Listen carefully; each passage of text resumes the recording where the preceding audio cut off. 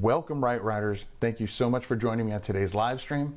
If you're catching us on the replay, we're sorry we missed you, but thank you so much for tuning in. When self-publishing books online, you may notice that no-content books are a pretty hot topic right now. But what if you're a writer? Maybe you write fiction or nonfiction or even children's picture books. Is publishing no-content books for everyone? Well, if you're an author and you're considering creating new no-content books, but you have absolutely no clue where to start, then you're going to want to stick around, because I'm going to throw out some no content and low content book ideas as we focus on no content books for writers. Also, have you checked out our new Self-Publishing Today Facebook group? I'm going to leave a link down in the show notes below, but you can just head on over to kwheelerbooks.com/group and be sure to answer the 3 questions so you can get accepted. Now, just a heads up, this is probably going to be a shorter live than what I normally do. So if you have any questions, make sure that you get them all queued up in the chat right now, so that way I get the time to answer each and every one of them. Speaking of chat, let's see who's in the house. Let's see. We got Self-Publishing with Walter Wayburn. Hey Walter, glad to have you here. I see Christopher's in the house. Sharon Madison's in the house. Mary Vogelsong, thank you so much, guys, for being here. Really appreciate it. I know some of you are writers, some of you do no content books, some of you do both. So this should be exciting. This is actually started because of an email that I received from one of my viewers. They were saying that they were an author, but they didn't want to miss out on the whole no content book.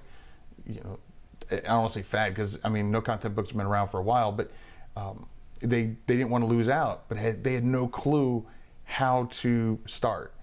You know, they didn't want to just do line journals. They wanted to do something that they would be passionate about. And so that's what got the wheels churning and got some really good ideas on things that you can do if you're a writer that will still tie in with what you love, the topics that you love. I see Sean Hibbs in the house. Daniel, hi from London. Thank you for being here. London, that's amazing. I see Abby Mason's in the house. Glad to have everybody here. If I have time, I actually do have another surprise that I want to show you. I actually got my hardcover book for my young adult novel. I got the hardcover that I did through Lulu. I've got that right over here. And if I have time, I will show you guys how it turned out. Otherwise, I'll just do that next week. Unfortunately, I had actually recorded an unboxing, and the software just didn't work, and it didn't actually end up recording it. So you won't get my initial reactions, but you'll still get my honest feedback. Lady Simone Morrison, glad to have you here. New subscriber here. You're an author and create some low content books. I'm so glad. Thank you for being here. Really appreciate it. Okay, so first, Jillian Phillips had to get in there. I'm glad you liked the topic. Hopefully you like some of the ideas I have. Well, I wanted to start with children's books. I know I've done some polls in the community tab, and I see that children's picture books are really popular with the viewers, as well as no content books and other ones, but children's picture books seems to be just a little bit more. So I wanted to focus on children's books first. But don't worry, if you're a no content or if you're a nonfiction writer or you write fiction or fantasy, I got you covered there too. For children's books, the first thing you can do is taking the books that you already have created, and you can do puzzle books. You can do puzzle books for like, let's say if you're doing concept books, like, you know, learning the alphabet or colors or anything like that.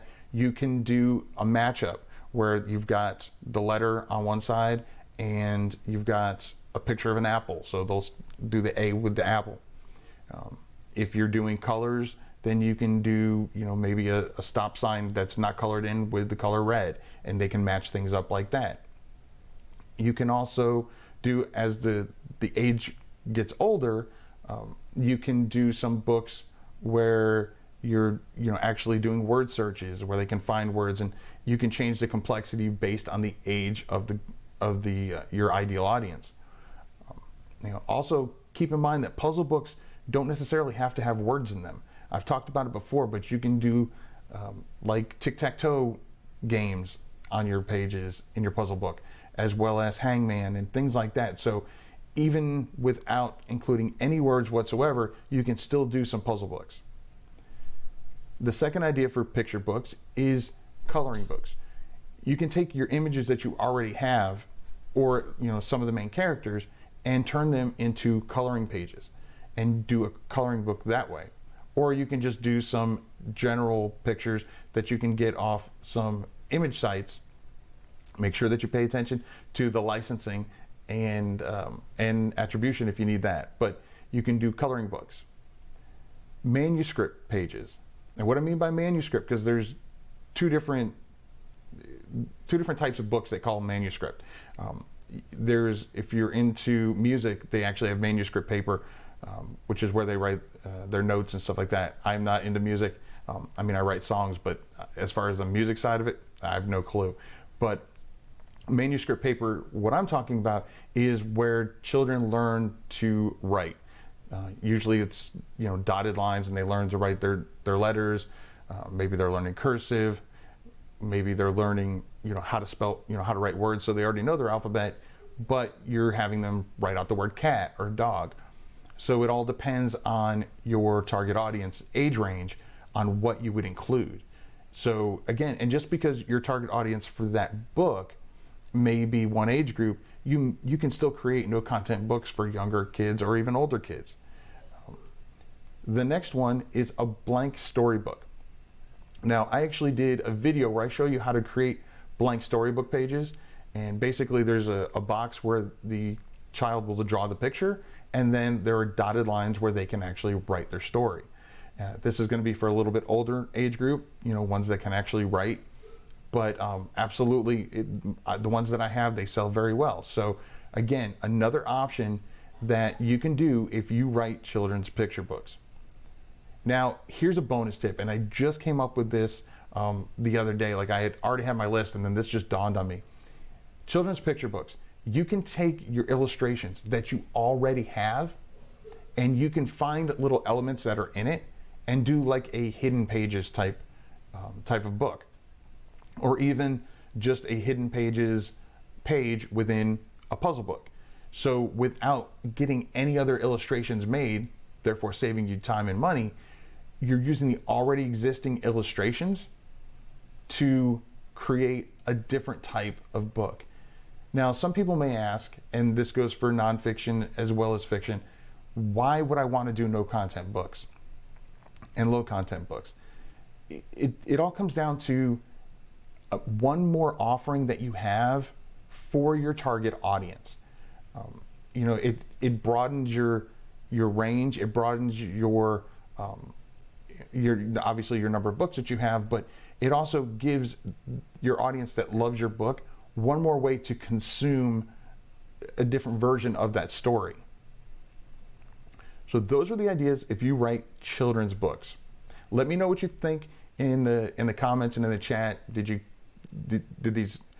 Are these ones you've already done? Did I miss some? Let's see. See some people chiming in here. Okay, I just want to make sure we're not having any issues with sound after last week.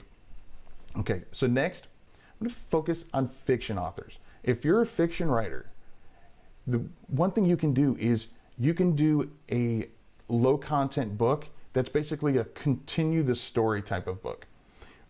I've seen some authors do this where they may end it on a cliffhanger, like if it's going to be in a trilogy or any kind of series.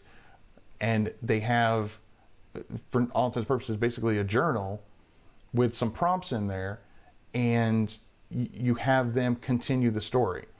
A variation of that would be basically them rewriting the story. You can ask questions like, take a certain scene in your book. What would you have done differently? What did you like about this? What did you not like about this? And you can even offer in the back of the book, if they want to, email you a copy or mail you a copy, then you might consider that for your next book. readers really love to communicate with the authors that they read. You know, they want to feel like they're being heard. So that's one. And another thing I came up with is what I call a companion book. It can be something like, especially if you're doing fantasy or space opera, anything like that. It can include, this companion book goes along with the books that you've written, and it can include character sheets, which, depending on what your writing process is, you may already have those character sheets already created, so it's nothing new for you to create. You might just want to clean it up for someone else's eyes to look at, as opposed to just you. You can include maps, and a map of your world, a map of your region, whatever exists in your book. Again, putting in prompts in there. What will happen? What do you think will happen next? What would you do in this case, in this scenario? This also works really well with young adults, because young adults, as someone who has teenagers, they always seem to think that they know better. So they would love to be heard, and they're so used to not being heard, at least in their own observation. It seems like they're not being heard by anybody. So for them to be able to voice in writing how they would have handled a certain situation, or maybe they would have wrote it better or whatever, you can include that in your low content book as well. Now, nonfiction writers, don't worry, I didn't leave you out. One of the biggest no content, low content books types that I've seen when it comes to nonfiction, and again, all of these are going to really vary depending on what your niche is. I didn't want, obviously this isn't, an all-inclusive list. This is mainly meant to just, do some brainstorming, spark your interest, give you something to start thinking about, and then you can grow from there. Nonfiction writers, you can do a companion book as well. One of the big things is a workbook. So whatever your nonfiction book is about, chances are there's a workbook thought process that you can implement. One person that does this really well is Chris Fox. Chris Fox has quite a few books for authors, and usually at the end of every book or at the end of every chapter, he's going to cover and he's going to ask questions and have you answer that. So it's basically a workbook included within the book. So my suggestion is doing a completely separate workbook that coincides with it. And you can even do a little comparison as far as, maybe on one book you'll do a companion workbook, and then in another one maybe do more like what Chris Fox does and include those questions in your book. So again, just sparking the thoughts, getting you to think outside the box a little bit, and really, really utilize your best opportunities when it comes to growing that particular brand. So those were the ideas that I had for no content, low content books for writers. I want to head over to the chat. Let me see how everybody's doing. Let's see, looks like we got 13 people in the house. Not too shabby.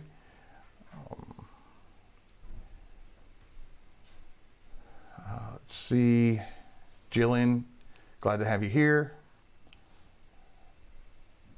Let's see, self-publishing Walter, working hard, glad to hear it, glad to hear. How many people are excited that we've officially hit Q4? Huh? Yeah, you can say hi, come on. My daughter wants to say hi, hold on. Hi. You're such a goof. Anyway, so yeah, how many people are excited? We're officially in Q4. If this is your first Q4, you may hear a lot of things about crazy numbers and stuff like that. My biggest advice to you is just relax. It doesn't matter how many books you get out this Q4, you're gonna have another Q4 next year. So don't expect too much, just enjoy it. And obviously if you can knock some books out, some good quality books before the end of Q4, then you got a really good shot of getting some added sales when it comes to people buying for the holidays. Let's see, Andy's in the house. Glad to have you here, buddy. Thumbs up, folks. Yeah, it does. It gives me that nice warm and fuzzy feeling. You're absolutely right, Andy. Yeah, and you know what? It's free. And who doesn't love free? Also, fun fact for those people who don't know a lot about YouTube is that if you give it a thumbs up, that this video will actually be inside your liked playlist, and therefore you can go into your likes and look at all the ones that you've given a thumbs up to, and go back and rewatch those videos. So it's nice and handy. You don't have to do a search for them. Fun fact. Fascinating topic. I don't know anything about this, which is cool. Well, I'm glad I can come up with something new for you, Sean. Yeah, it's a lot of people are doing the no content books, and a lot of people are just knocking out as many line journals as they can. And the problem with that is there's a lot out there, and so it's really hard for you to get your book noticed. And that's why a lot of people may say that no content and low content books are saturated. And in general, they're not. It's just a matter of what type of book are you doing and at what quality. Obviously, low content books, which low content just means that there's some writing in it as opposed to no writing. Low content books are going to take a little bit more time to create. Also, if you have the more unique your interior, without going too overboard, you can actually charge more money for it. So you want to keep that in mind as well. So, I mean, line journals, I already have the interior. I can knock out, 50 in a day if I wanted to, and that's without doing much work. But, when I don't do a lot of line journals anymore because it's so saturated. So what I do is I focus on my low content books and some no content books, but with unique interiors, tailored to the particular niches that I'm in, and I see a huge sales, as well as just positive comments, whether it's people that are on my email list or actually reviews. And yes, some of my no content, low content books actually do have reviews. I'm getting that positive feedback to know that I'm on the right track and that they love it. And the best way to get the feedback is with sales. A lot of people aren't going to leave reviews on low content, no content books. That's just how it is. They just purchase it because it's a consumable. They purchase it, they use it, and if they liked it, they'll come back and buy another one. And I've seen repeat buyers because of some things I've done. I'll do another video on ways that I learn from my readers, but so that's one thing that I do. So I'm glad that this is something new for you. If you're considering no content or low content books, it's not too late to get in before fourth quarter. If you decide to start and wait until January, that's fine too. If you decide never to do them, that's okay as well. I'm dreaming up ideas for a short PDF nonfiction low content to go along with my audiobook release. Brilliant idea, Andy. A lot of people don't know this, but you can include a PDF if you have your books with ACX, and I'm not sure if Findaway Voices does this as well, but I know ACX, you can actually include a PDF, and that's just one added bonus to your already existing audiobook. And it's just one more way to make your audiobook stand out over the competition. Great idea. Especially if you do, if you're in the, and I could do another video on PDF ideas for audiobooks, but just off the top of my head, if you're doing like yoga or any type of exercise book, really, you can have a PDF that includes just illustrations, because obviously they're not going to be able to see it if it's in an audiobook form. So you can include PDFs that will show all the different moves, all the different poses. Mary Vogelsong, hey Sean. Okay, talking. Let's see. Just starting the day and listening to Keith. Andy, hi Keith's daughter. She's adorable. Thanks, Abby. She thinks she's adorable too. I think she's adorable as well. Officially in Q4, sales hasn't really picked up, but here's hoping. Also playing the long game, keep on producing work. Absolutely. That's another misconception when it comes to fourth quarter, is that as soon as October hits, the sales are going to shoot up. Usually, honestly, you may see a little bit of an uptick in sales, but it's usually not until Black Friday on that I've really noticed the sales start to pick up. And again, it depends on the niches that you're in. That's one thing, and I've done a video on this that I try to do, is I try to either make evergreen products where they're good year round, or I do have some niches where, one niche is hot in the summer, no pun intended. Others are hot like towards the first part of the year, and then another niche is hot in the springtime. So that way my sales don't fluctuate as much. So I try to be a little bit more consistent and conscious and conscientious of when I launch books and what books I focus on. So if I start to see that I'm really seeing a dip in a certain quarter, then I may focus more on that niche or look for a new niche that's popular in that time frame. Let's see. But yes, absolutely, Andy, playing the long game. That's, if you're here to get rich quick, chances are you're going to be really, really disappointed unless you're a unicorn and you just knock it out of the park with, maybe something trending. But even that, if it's trending, chances are it's going to stop trending. So even if you hit a big windfall to begin with, that doesn't mean it's something you're going to be able to keep up. So so you really want to, again, just like Andy said, look at it the long game, and just put out high quality products. Mary Vogelsong, lovely girl. I know you're proud of her. I absolutely am. I'm proud of all 4 of my kids. I love free, except when it comes to my low content, no content books. I actually want people to buy a few. Yeah, Andy, buying a few is definitely preferable. Jillian, how long does it take for you to get organic reviews on good selling books? Like after how many or so sales? That's a really hard question, but I'll try to answer it.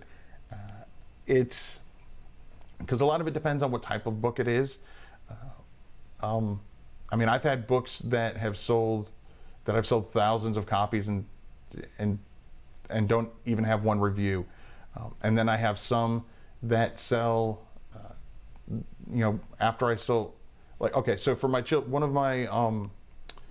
one of my softball themed journals, which ironically is the first no content, low content book I ever created, which was back in 2016. That has reviews on it. And I think I got my first review after probably the 50th book sold. And I've probably sold upwards of 10,000 of copies so far, and I think I have like five reviews.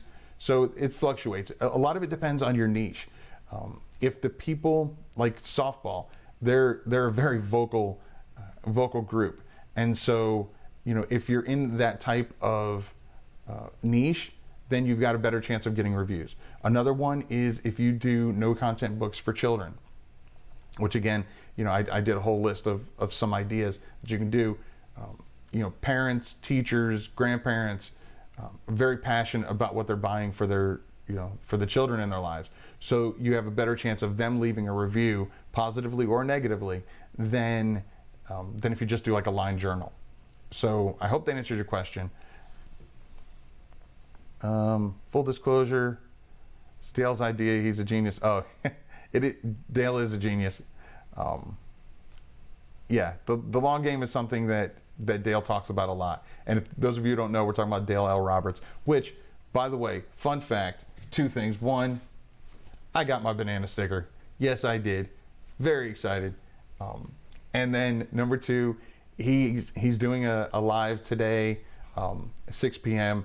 It's going to talk about, I believe it's talking about how to create your KDP book if you've got no time and no money. So really want to check that out. And it's self-publishing with Dale. Question from Andy. Just want your opinion about this low content, no content business. Do you feel it's passive or not passive or halfway passive? I guess it definitely, definition of passive.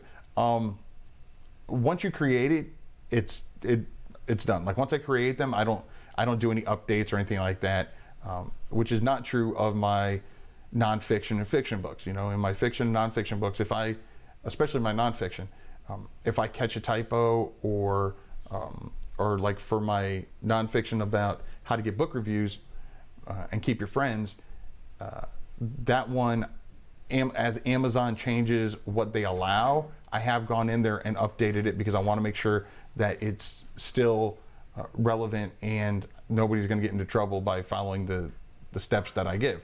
So that I haven't had to do with my low content, no content books. Once I put them up there, they're up there for basically for life. And I have done variations of those books based on sales that I've gotten, like the softball journal that I talked about.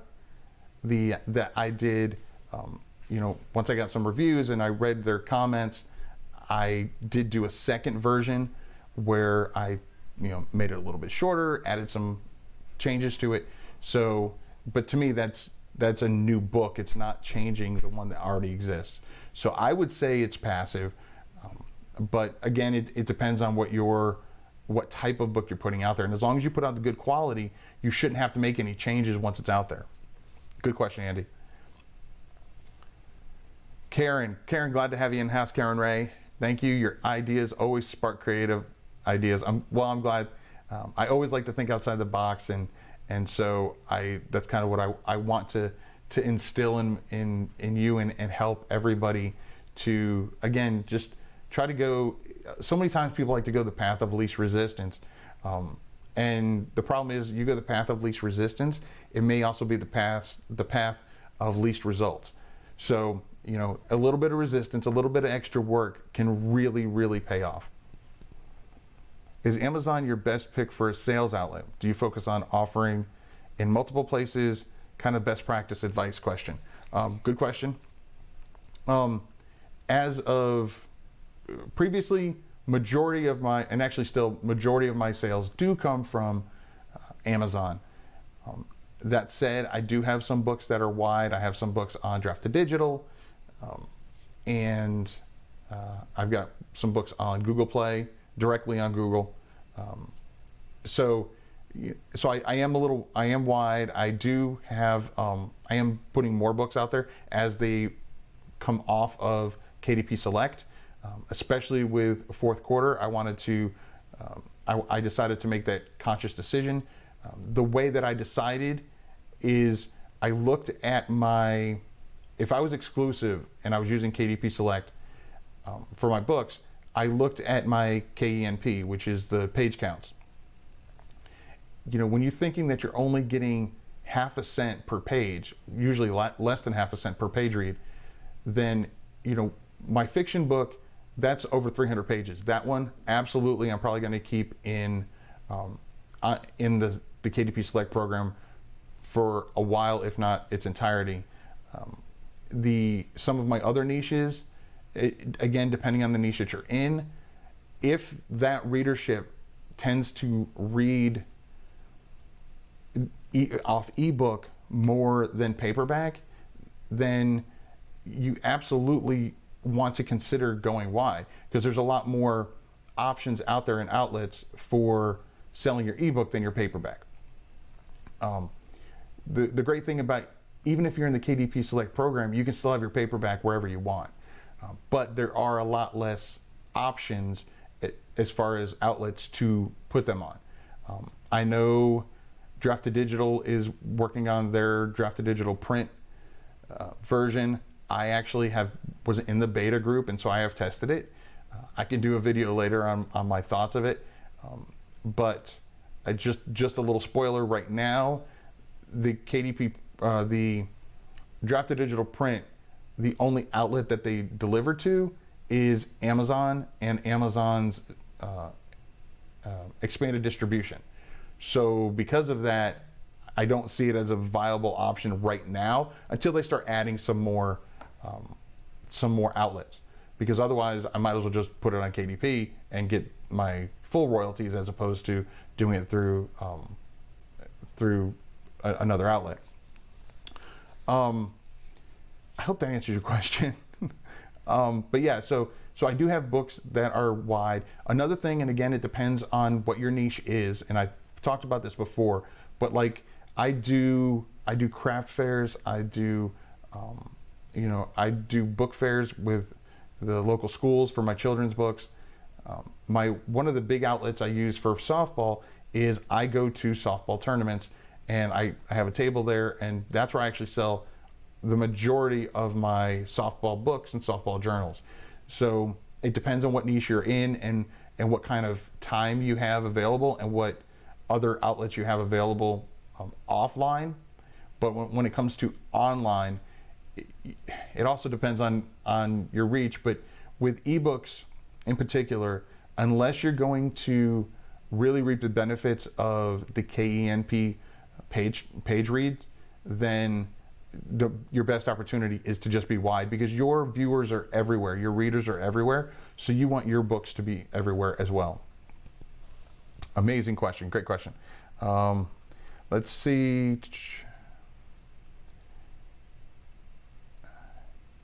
Andy put up the banana sticker. Yeah, banana stickers, love them. Right there. Banana Bob. The best thing about low content books, Melanie says, is that you don't have to hustle for reviews. They come organically and are usually 4 to 5 star reviews. That's absolutely, again, as long as you're putting out good quality, the chances are they're going to be 4 and 5 star reviews.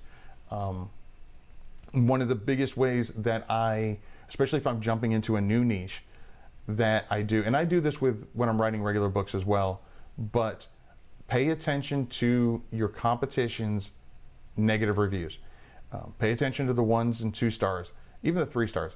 Find out I don't want to say what they're doing wrong, find out what the readers are craving that aren't met by that book, so you can do that in your book. Also read the 4s and 5s so you know what they did right, so you can do that as well. So again, that's one good thing about low content and no content, is that when you do get a review, they're usually more positive. Let's see. Hi Keith, made it here. Glad to have you here, Mike. I'll catch the first part on the replay. Yeah, I wanted to I've had some complaints about not getting to the point fast enough. So I wanted to just get it all in there, and then we can do the Q&A afterward. Let's see, Mary Vogelsong, have you tried Lulu? If so, thoughts? You know what, that is a great segue, Mary. As I said earlier, which I'm not sure if you were in here yet, but I did a hardcover. I have done paperback with Lulu. And to be honest, I really haven't gotten any sales, but I really haven't spent a lot of time trying to advertise it either, for that particular, for that outlet. So another outlet that you can consider, and this is something Walter Wayburn has nailed, and you guys should all go to check out Walter's channel, Self-Publishing with Walter Wayburn. You can just click on his name. Now hit Control and click on his name, so that way it opens up a new window, and go check him out. He just surpassed 100 subscribers, and he does all of his fulfillment off his website. He's not on Amazon at all. If I'm correct, you can correct me if I'm wrong, Walter, but he does 100% of his fulfillment on his own website. And he's been doing this for, I believe, a decade, if I'm not mistaken. So yeah, that guy knows what he's talking about. Getting back to Mary's question, have you tried Lulu? Yeah, like I said, yes, I've done it for my paperback. And as I said earlier, I actually did it for my hardcover for my young adult novel, my debut young adult novel. And since you asked, I will show it to you. It's cardboard box already, big plus to Lulu. And this unfortunately is not going to be an unboxing because I've already opened it. But here's the book, nice hardcover. It has there's the front. I decided not to put any words on the spine, on the dust jacket, that is. There's the back. It is a dust jacket. I did not put anything on the inside of the dust jacket just because I spent way too much time trying to decide what I wanted to put there. And so after a while, I just said, you know what? For my first one, I'm not going to put anything.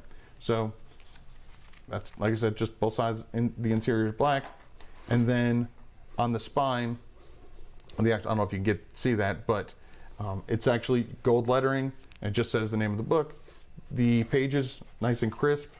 The one thing I am going to do differently is, I guess I inadvertently put white paper instead of cream, which you do not want to do when you're doing a long book like a novel, because it's harder on the eyes.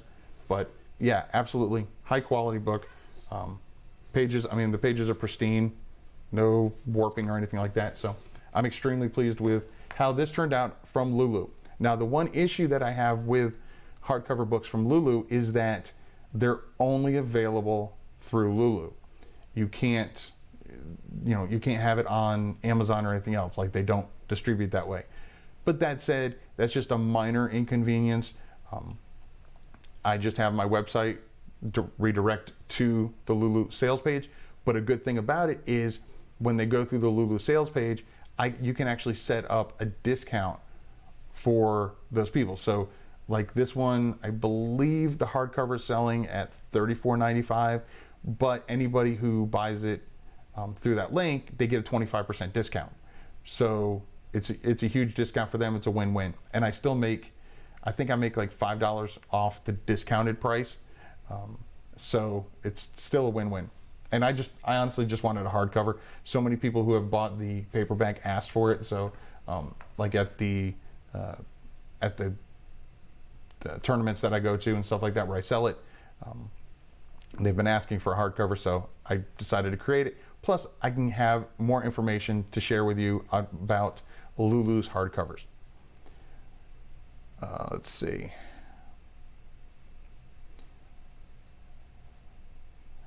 Thumbs up, giving out great information as usual. Thanks, Andy. I appreciate it. Karen, glad to have you here. Okay, so Walter acknowledged that yes, I am correct as far as he does all of it through his own website. So and I'm sure, like I said, you need to watch his videos. I mean, the amount of information he gives is just amazing.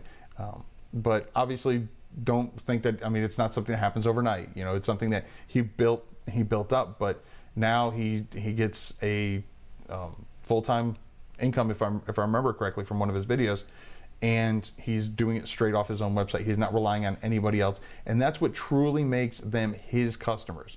You know, if someone buys your book off Amazon, they're not your customer. They're Amazon's customer until you get them on your email list. Let's see. I've created children's book for a client using Ingram Spark. All versions beautiful but low sales. Amazon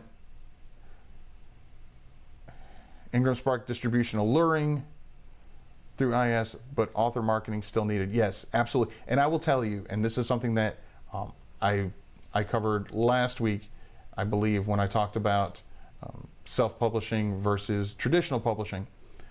I do have a book that was traditionally published, and even when you're traditionally published, you still have to do marketing. So many people think that, oh, well, now that the publishing house is going to do that. That's not the case. You know, you may get an initial wave of marketing that they do when you do your first, you know, the launch, but after that, it's all you. They may give you suggestions. They may tell you things that they have done that have helped or that they've heard from their other authors, but it's all on you. So there's really no difference when it comes to the amount of output you have to do when it comes to marketing. Let's see. Melanie Roy has a question. Where can we do book boards that fulfills for Amazon? You know, that's a really good question. I do have some contacts that I've been reaching out to when it comes to board books, because I have seen a lot of questions about that, especially in relation to my How to Write a Children's Book from Scratch series that I did. but and I'm actually getting some pricing information from them still, because the pricing that they gave me originally wasn't a fan with. So I'm trying to negotiate with them, since I want to try to give you guys a better deal than what just the general public would get. But I don't know if they actually, if it links through Amazon, because here's the thing. In order to get anything that's not created through KDP, like whether it's a hardcover or anything like that, like a board book, basically what you have to do is you have to create a seller's account, and you're basically going to be fulfilling it yourself, but through Amazon. And my mentality for that is, while Amazon does have obviously a huge volume of customers, and so they'll have the volume of visitors that you're looking for. If you're going to be fulfilling it yourself, you might as well just be doing it off your own website, or at least do it on your own website as well as on Amazon. So my initial thought for that, Melanie, would be you would probably have to create an Amazon seller's account, get approval through that, and then you can that's basically what you would be doing, if I remember correctly, for if you were doing FBA and stuff like that. So you're just fulfilling it yourself. But in that case, you would be doing, the board books. If you want to get a bunch of hardcover books from Lulu, you can do your hardcovers that way as well. But I don't know of any board book companies that actually link directly with Amazon. And if they if they did, you would be getting a lower royalty anyway, because they'd have to get their cut. So the one big problem that I found with especially board book companies is because it's custom and they're board books, you have to buy a large volume. And when I say large, I'm talking like 500 books. So depending on what your how much budget you have for it, I don't know how feasible it will be for everybody. I know it's not feasible for me, not so much that I couldn't buy the 500 copies. I just don't want to have 500 copies of my book just laying around. I mean, that's one of the great things about print on demand. See, with board books, you can't do board books print on demand. And I can go into this in a different video, but it comes down to the type of printing that they use. The print on demand is basically using digital printing. No different than you printing something at home, as opposed to offset printing, which is what they do for board books. The good thing is, especially if you're in fantasy, or not just fantasy, but if you're writing fiction, you can actually, places that do board books also most likely will be able to do board games, flashcards if you're into that kind of stuff. So, and I know the company that I looked at, they do all of that. But again, because it's offset printing, it's, instead of it being, you're paying the same amount regardless of how many you buy, the more you buy, the cheaper it gets, because they have that initial overhead of creating the offset printing, where they do the different rubber things where they put the words in there and all that good stuff. I'm not gonna get too technical, but yeah, so that was a long way to answer that question, Melanie, but as of now, I don't know of any other than you opening up an Amazon seller's account.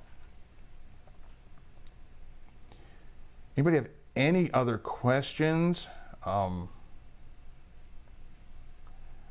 know I did get a question recently about Publisher Rocket.